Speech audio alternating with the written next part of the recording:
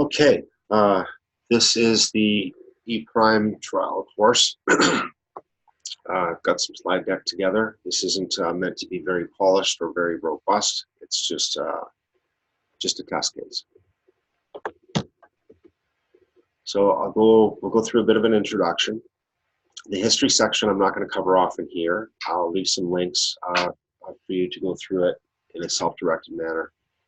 We'll go through a little bit of the application with some examples, and then I'll go over some exercises. So why learn Eprime?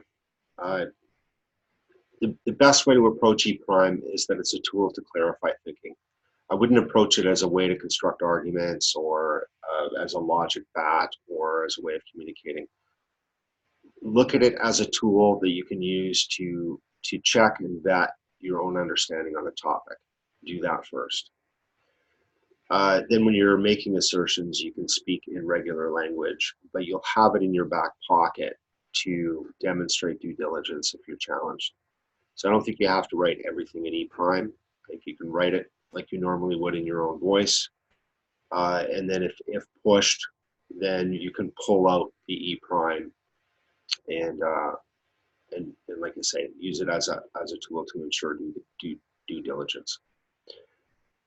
For most people, when they first enter propertarianism, the language is an obstacle. I think over time, people get familiar enough with it that they can start to understand the arguments, but they don't necessarily understand why the language is the way it is. So having a bit of an understanding of Eprime can help get over that hurdle. Propertarian concepts are strictly constructed under operational language, or testimonialism is the formal term for it. But it's essentially serialization, operationalization, and Eprime are what we constrain our language use to, and there's good reason for that. And what Eprime does, Eprime forces you to look or to explain things how they operate together. You can't just make a bold proclamation. You actually have to describe why it is the way it is, which gets you thinking in terms of operations versus discrete entities. And then once you start looking at operationalism or thinking in terms of operationalism, you'll bump into the notion of limits, that these events or these causal links can only occur under certain conditions. And when you hit that, then serialization comes up. And then you'll start to notice that certain things that are considered discrete and separate sort of extents or concepts are actually locations on a spectrum. They're a serialization of states between operational limits. And this is why propertarianism leans on those three things: Eprime, operationalism, and serialization, because that is how the world works. We speak in constant relations, not discrete entities. Also, a lot of people come to propertarianism, I think that they're attracted to certain arguments. So they may come in with a certain temperament or a certain political predilection, and they find the ammo or the arguments that they've been looking for, or they encounter them and it changes their view, and their view is far more robust because of those arguments. Well, that's approaching propertarianism as a product or the output of propertarianism. And I think that leads people to think that it's an ideology, a collection of ideas that create an interpretive framework. It actually isn't. It's a methodology, and the arguments that people are attracted to are the output of doing that methodology. So engaging with Eprime is the first step towards propertarianism as a methodology and not an ideology. So the purpose of this course is for me to test certain exercises to see if it's actually helping people grasp Eprime and be able to use it. So I need some meat on the bone. I need some people to get involved so I can see if these exercises need to be tweaked. So again, it's not meant to be a fully fleshed out course. The actual course I'm working on is an introduction to testimonialism, which is very big. It touches on history and philosophy. It touches on linguistics. It gets into Platonism and Aristotelianism and so on. So it's a very robust course. This is just one section within it, but I think it's the most critical section. So it would be great to have not only the success or feedback around doing the exercises, but maybe a bit of your experience. Like, have you noticed that it is affecting how you're thinking from beginning to end, or how you now view that topic that you were doing the exercise? So whatever feedback you can get, you can give me would be great. So the expectations, in terms of the link, the history of this, I'll send you to a link that copies some commentary that Kurt gave with a number of links, and the links cover off some different uses of Eprime. Eprime is prevalent in physics and a lot of the hard sciences. It comes up in creative writing, so it's not anything new. It's something that we've adopted, but it's out there. I don't think you have to have a robust understanding of the history of Eprime, but it's nice to know where it's coming from and why people have developed it. I don't think you have to sit there and read every one of those articles. Maybe just glance through them and get a gist of what they're saying. Next one is to do the exercises. Like I said, if you can record your experience and let me know, that helps me update the exercises in the course to be something that's more effective. And then not take too long with it. I'm notoriously flaky on these projects because I don't have much time. I have some time right now, so it would be great to have the feedback and the exercises back within, say, a week or 2 weeks. That'll help me keep on schedule and not it slip off the plate for everybody as well. I'd say, if including the reading, doing the exercises, at the very most, you're looking at maybe 2.5 hours to do this. I don't even think it needs to be that long.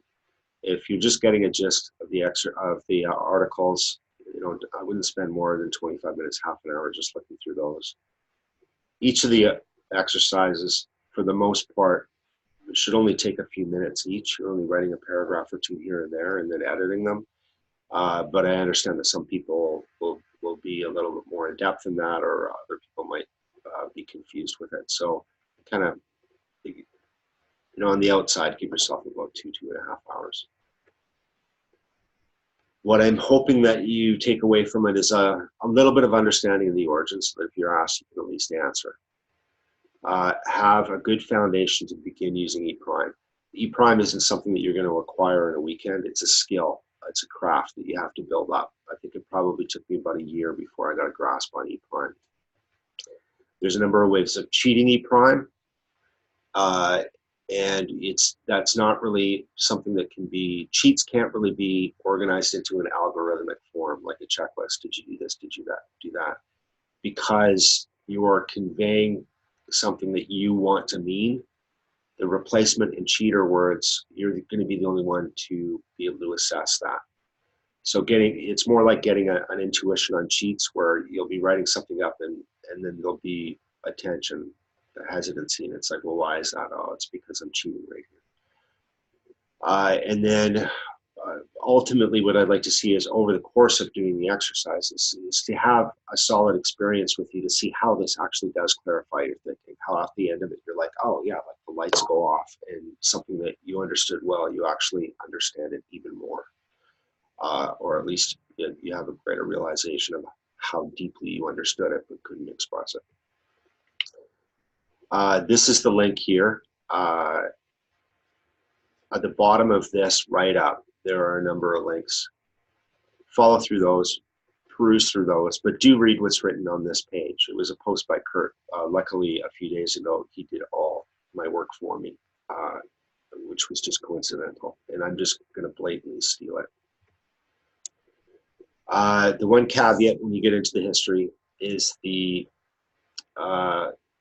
Kellogg, Borland, and Korbinski, I think is how you pronounce his name. They have a substantially different philosophical presupposition than proprietarianism. They're coming from sort of more of a phenomenalist or Platonic camp, and we're pretty solidly Aristotelian. So I'll cover off a little bit of what that caveat is when we get there. So that's the only concern that I have is reading those materials, is it might give a false impression of where we're coming from linguistically. Okay, a brief overview of the reading material, or essentially what Eprime is. The verb to be, I'll just read this out. The verb to be simply states an object or extant. An extant is just something that exists. It's to state that an object or an extant belongs to a category of things that exist. Such a claim casts such a wide brush that it remains nearly meaningless. And in this broad stroke, we can fill in the gaps with nonsense. That's all is means, or to be, is to say that something exists. It's the broadest claim you can make. It's the broadest correspondent claim that you can make. And then if it's coupled with a qualifier or a property, then all you're saying is that it exists within a specific category. So a qualifier coupled to be assigns the extant membership to a particular category. So the cat is blue. What you're really saying is the cat exists in the category of blue things. So what's underneath this then is, what does it mean to exist? I'm going to quote Plato here. My notion would be that anything which possesses any sort of power to affect another or to be affected by another, if only for a single moment, however trifling the cause and however slight the effect, has real existence. And I hold that the definition of being is simply power.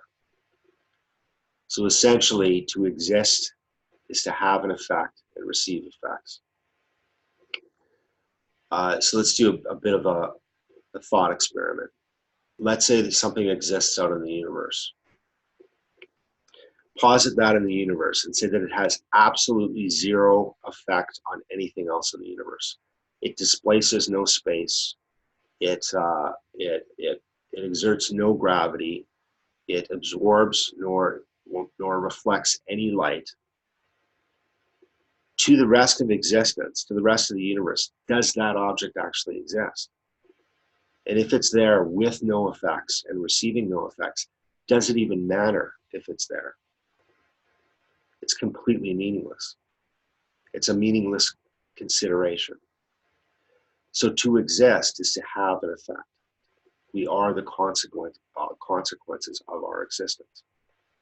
To the rest of the world, they know us by what we do in the world, by our consequences on the world. That's what it means to exist. So the presumption behind Eprime originators has to do with sort of the Kantian pneuma and phenomena notion, that phenomena is the world as it is, and phenomena is the world as it appears. And they cause this chasm, this fissure between the two, and posit that what we experience in the world through our senses may not be the actual world. It's just our experience of the world. It's the phenomena or the appearance of the world. And that there's nothing in that experience that verifies if the world is actually that way.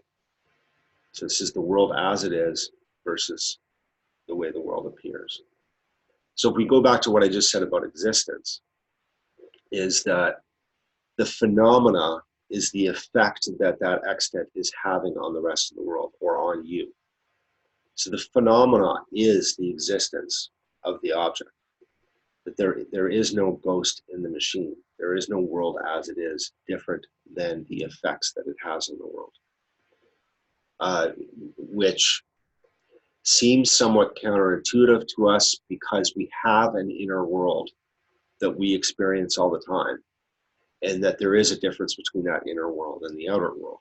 We make that delineation. But that inner world is only consequential. It only exists out in the world when we act on it, when we take act on it, and it has a consequence in the world. When you die, that inner world dies with you, and that inner world is inconsequential if you're not actually taking action on it in the world.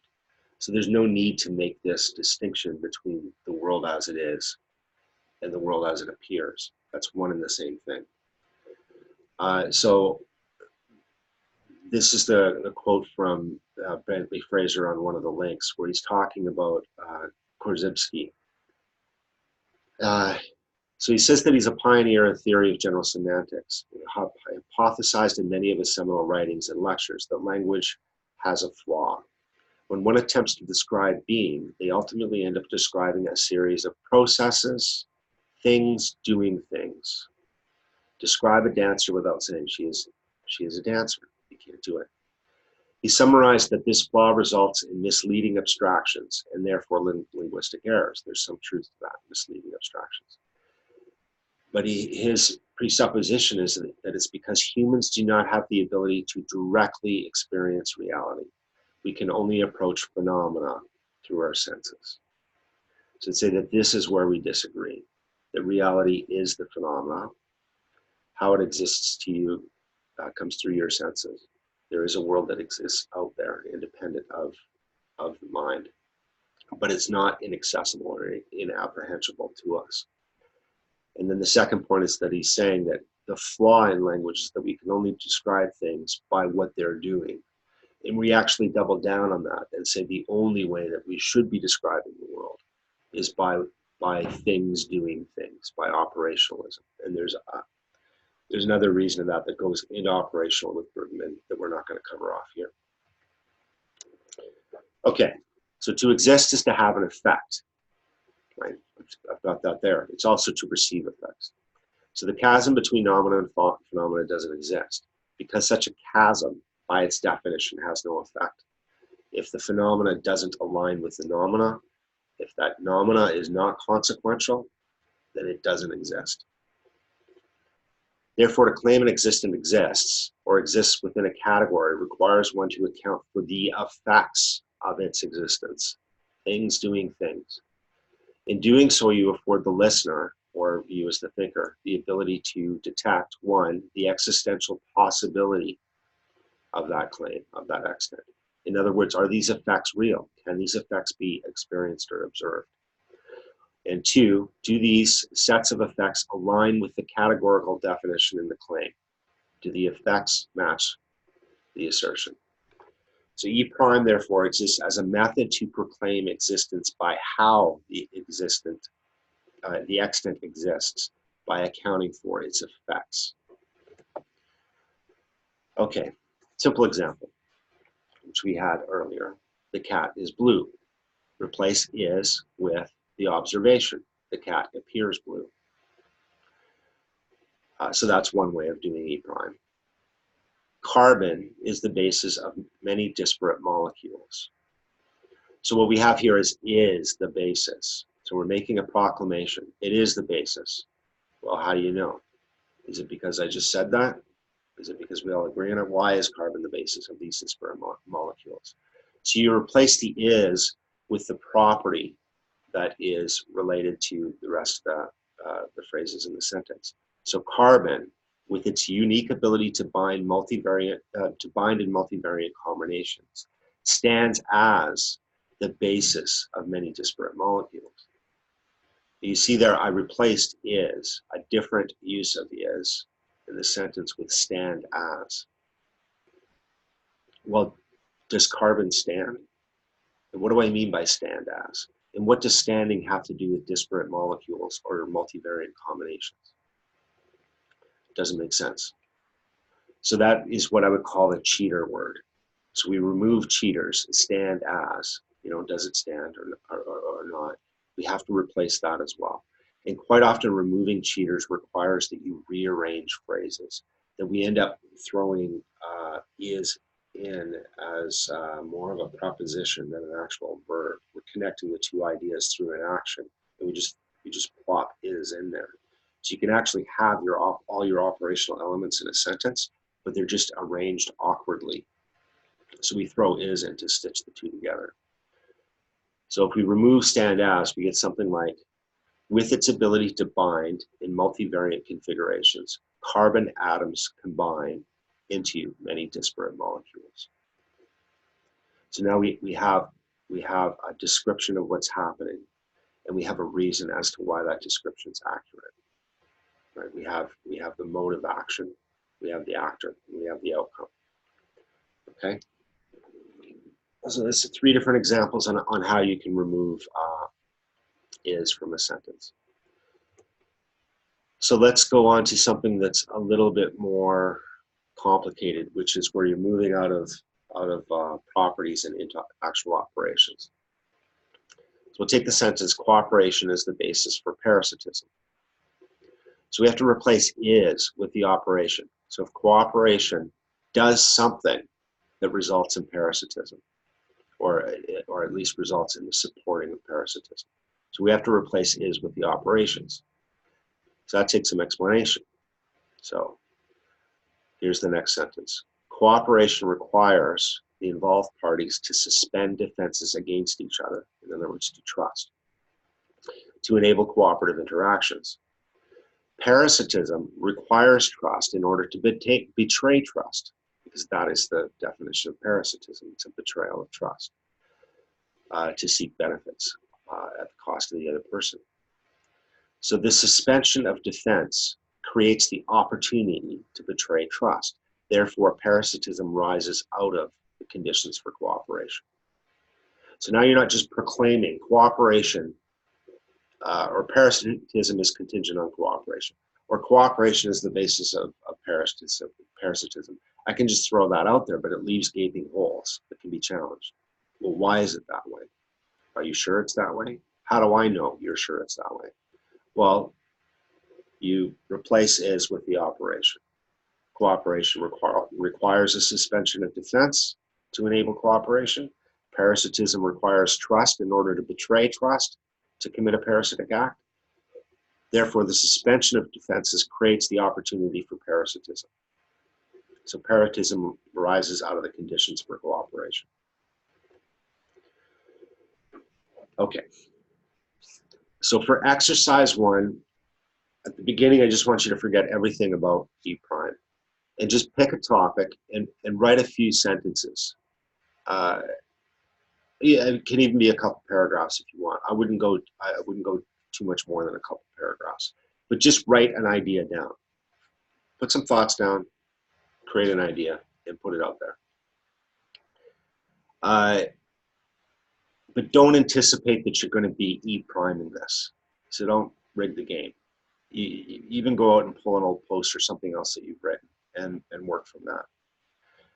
Then once you have that, go through it, find all of the derivatives of the verb to be and remove them, just as we did in those last few examples. Okay? And replace the reference with how the topic behaves or by its effects. Okay?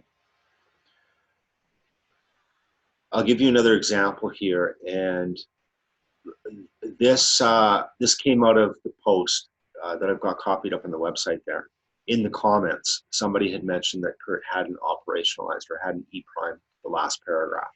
So I took it on myself to rewrite it.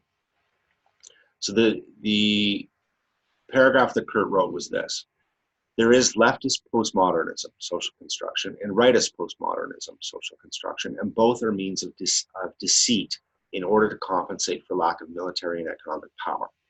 In other words, this is the purview of pseudoscientists, financialists, mystics, and priests.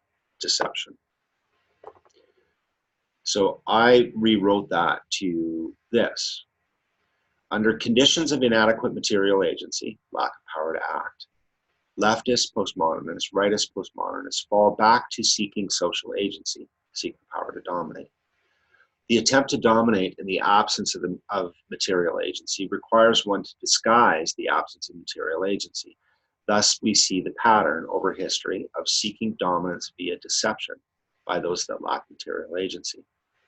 And that's largely due to their denying the primacy of material agency over social agency. So the first thing that you'll notice is there was a fair amount of context in what Kurt had written, and this has far less context. So the two things that happen with operationalization, serialization, and Eprime is you end up into a contextless and valueless or value neutral statement. So there is no justifications, there is no moral assertions, there is no evaluation of what's good or bad or right or wrong. It's just is as it is. And that makes good sense because what we're doing is we're describing the existence of things by how they exist rather than proclaiming they exist. Okay, so that would be the first thing that I would note, is that E prime reduces context. Regular speech is usually context laden. Okay, so what did I do there? I took things like for lack of military and economic power. Well, what do you mean by military and economic power versus, say, media power or anything else? We're talking about material agency to affect the physical world. And that was, I just picked that one particular way of cleaving those two things by their joints. I could have taken physical agency, how to physically affect the world. So I took for lack of military and economic power becomes material agency. Deceit becomes social agency. Deceit being contingent on trust. So if that's a weird sentence I just wrote there. So it exists as a form of social agency. Okay. I operationalized compensate with the attempt to dominate in the absence of material agency requires one to disguise the absence of material agency. So there's two things going on there. I'm giving the incentive to compensate for the lack of material agency, and how deceit is used as a means to compensate that. So this draws the causal link from incentives and means and actions, from lack of material agency, incentive, compensate, action, to deceit, the change of state from weak to deceitful. So we have a state change. We've described a state change. By doing so, we include the why and how the phenomena occurs. And by doing so, we support the claim and demonstrate comprehension of the phenomena rather than a blanket proclamation. But can you spot the cheat? Like, maybe pause it here and try to see where I'm cheating. And I'll give you a clue, is that the use of the verb to be is a godlike proclamation without any support or any accounting for the existential possibility of that claim. Somewhere in here, I am doing that. I'm making a proclamation without it being supported. Okay, let's see where. So that means that we can still cheat E prime. That's what I'm getting at. And we can cheat E prime in a sort of a fairly sophisticated manner. Under conditions of inadequate material agency, they fall back to seeking social agency. Why? Why are they falling back? And why is it to social agency? And I'm saying social agency, and then I'm putting this enumerator around it saying seeking the power to dominate. So is social agency and the power to denominate equivalents? Well, no, they're not. And under conditions of inadequate material agency, do you always fall back on social agency? Are there other alternatives there? Well, no, you could fall back to cooperation. Okay? So there's a cheater there. I'm making a proclamation, even though I'm not using the verb to be. Okay, so this sentence lacks a clear condition, actor, incentive, action, state change, any of those things. In the absence of the use to be, we can still make godlike proclamations. So read the sentence and ask, why do you fall back on social agency rather than alternatives? Does social agency imply dominance? How do dominance and social agency relate? So that needs to be rewritten. So we rewrite it. So we replace that section with, and of course I've got typos everywhere. Given the three means by which humans affect their world, predation, parasitism, cooperation, in the absence of opportunity for predation and cooperation, parasitism remains the only option available. Now you could say that first thing, given the three means by which humans affect their world, I am claiming that, I am proclaiming that without backing it up. I'm saying that there are only three means around that. But actually what I'm doing here is this ends up being a reference to another set of arguments. So I'm okay to do that, because if I get challenged on that, then I can explain that, right? Okay, so given the three means by which humans affect their world, predation, parasitism, and cooperation, in the absence of opportunity for predation and cooperation, parasitism remains the only option available. So this is why it's a fallback to the C because it's the only available option. And this also then paints the incentive for that fallback. Those who seek domination in non-cooperative competition and lack material agency. Okay, so now we're tying it back to the first sentence. If they're seeking domination without cooperation, so you've eliminated that option, and they lack material agency, so predation is not an option. And then I use the enumerator in there, the means of predation. When in competition with those who hold material agency, they fall back to social agency as a means to compete. Okay, so I've now included the incentives, the constraints, and the mode of action when I'm saying they fall back to social agency. Okay. Okay, so this is around enumeration. You'll see this with P writers quite often. Those who seek domination in a non-cooperative competition and lack material agency, bracket, means of predation. So I'm honing in on a specific area of material agency. Material agency is affecting the world physically, so it's coercion by any means, whether that's reaching out and moving a cup, that's physical material agency. Predation relies on material agency. So your predation is using force to, say, extract or to do non-reciprocal things. It's the use of physical force. So I'm saying in this particular case, by putting in the enumeration, I'm honing in on that one aspect of that word. So what we can do with enumeration is you can use a term, it can be a reference to other arguments, or just for brevity that you're going to use it throughout the rest of the writing. And you can kind of put in there in regular speech, this is what I mean by that term. So then I do it again and say, when in competition with those who do not hold material agency, they fall back to social agency. And then I put in there a means of parasitism, like the means of parasitism. So I'm not saying social agency is a means of parasitism. I'm saying within the category of social agency, there is parasitism, because parasitism is a social innovation or a social phenomenon. I'm speaking specifically to that parasitism relies on social agency, predation relies on material agency, and I'm enumerating that. So we can clarify the meaning of the term or our usage of the term by using this enumeration.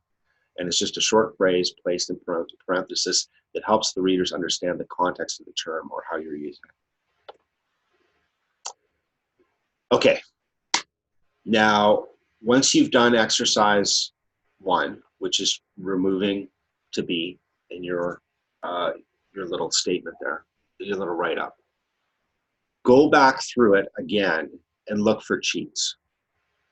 Okay, so the cheats aren't restricted to the last example alone. I gave you a few more before that. Go through and ask yourself, where am I cheating? Where am I making an unfounded proclamation? Where am I replacing any reference to the verb to be with what I mean, or am I just stuffing something in there because I've got no other option? I do it quite often with stands as or remains as. You'll see it in my writing. That's me cheating. When really what I should be saying is exists as. Because there are legitimate uses of the verb to be, but instead of using is, use exist as, which I'll get into in a second here. So I avoid the proper use of to be by saying stand as and remains as instead of exists as. So I'm actually cheating cheaters. So often a sentence okay, let me read the whole thing. Cheats can be replacement words for to be that don't actually account for the effects, state changes, or operations contained within the existential claim. Often a sentence needs to be added, or phrases within the sentence need to be reordered, because sometimes we end up using is as a bit of a proposition or a preposition. Pay attention to what goes on in the reordering of phrases, because that's important. You'll get into this thing where it's like actor, incentive, action onto an object that has an outcome or a state change. Okay, so some tips. Look for cheats. Cheats are not returning the last example. That's a repetition. So tips. Cheats can be replacement words for to be, Sentences need to be reordered. Pay attention to what goes on in the reordering. If you mean to say is, use exists as instead. That's the more accurate way of saying is. It exists as. The cat exists as a blue thing. Okay. Often we use cheats to compensate for either a lack of vocabulary, can't quite find the right word that fits, or a lack of knowledge, which is quite often why you can't find the right word that fits.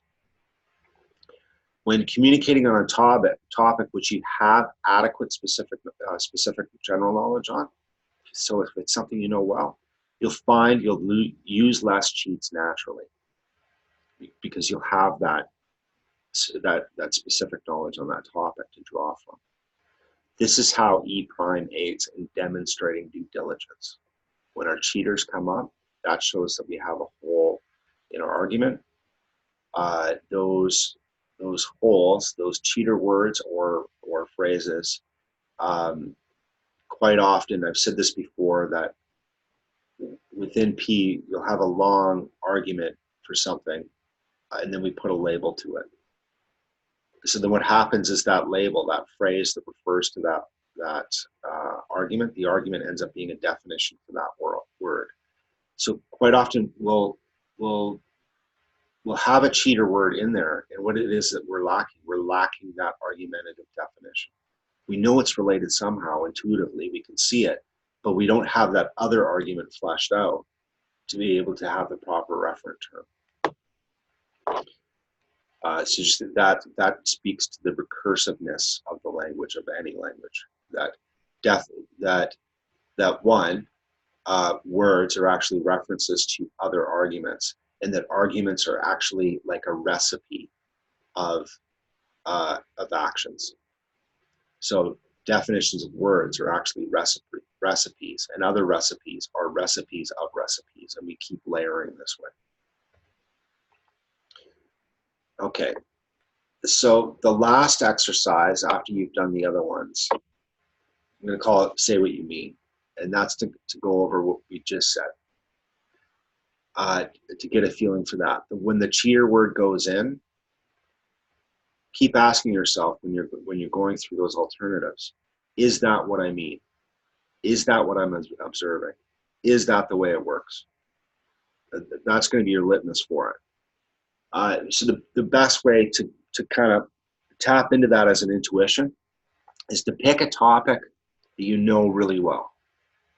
Any topic, it can be even very dense, it can be your formal training at something. So pick a topic you know really well, and then re-go through exercises 1 and 2. Write a paragraph to an audience that knows nothing on the subject. Give me a paragraph or 2 to describe or define something. Then go through, remove to be with how it's actually operating, what the effects are, what the operations or properties are.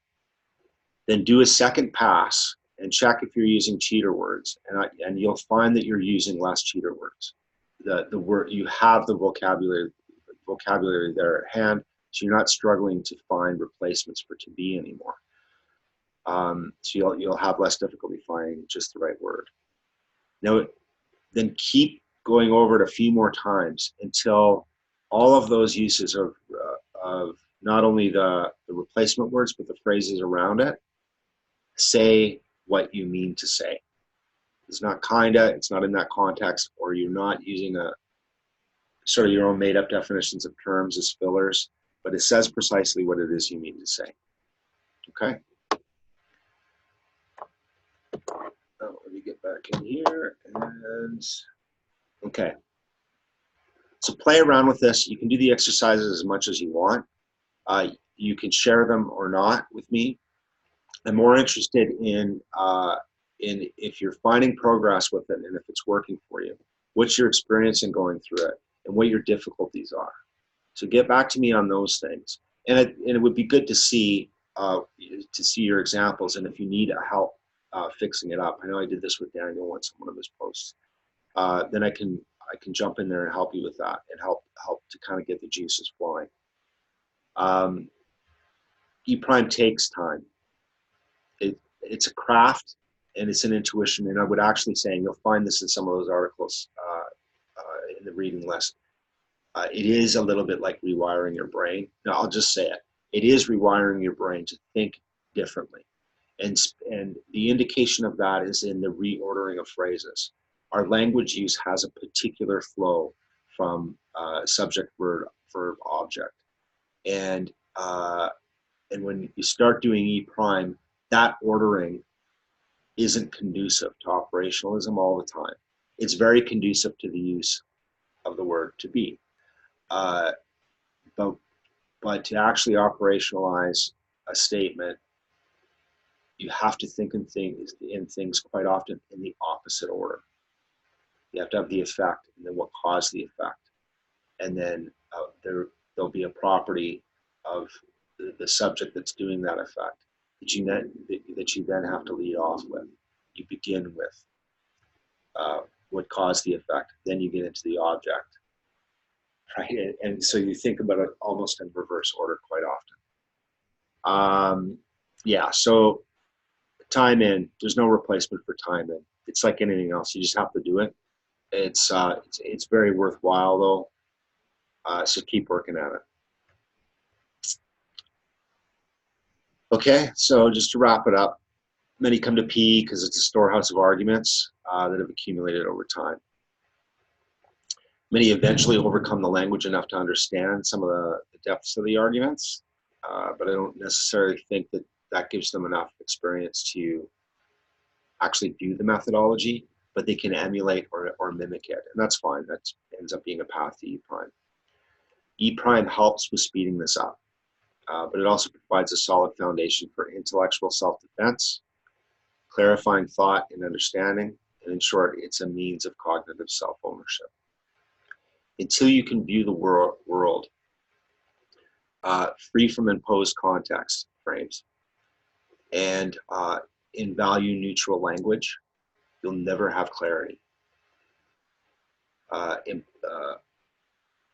Enumerated context and value assessments is like white noise.